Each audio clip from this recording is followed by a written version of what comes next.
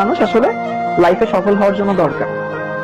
কারণ কিছু কিছু মানুষ আছে ভাই বোন অনেক মেধাবী, সবাই হয়তো মেধাবী না।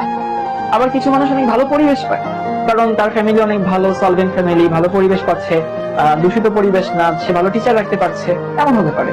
কারণ ভাগ্য খুব ভালো, অল্প পরিশ্রম করেও সে ভালো করতে পারছে। কারণ হচ্ছে আহ, কারণ তার ভাগ্য ভালো করছে, তার উপরে আল্লাহর রহমত আছে, অনেকের দোয়া আছে। এখন আমাকে একটু বলো তো, এই চারটা প্যারামিটারের মধ্যে একটা মানুষের হাতে কোনটা আছে? বা ধরো আমি যদি হই, তাহলে আমার হাতে আসলে কোনটা আছে?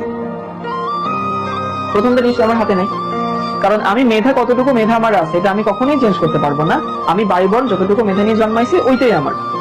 আমি পরিবেশটা চেঞ্জ করতে পারবো না, কারণ আমার আশেপাশে পরিবেশ আমার ফ্যামিলি দিবে, আমার সমাজ দেবে। এখন সেটা তো আমি চেঞ্জ করতে পারবো না, আমার ভাগ্যটাকে আমি চেঞ্জ করতে পারবো না।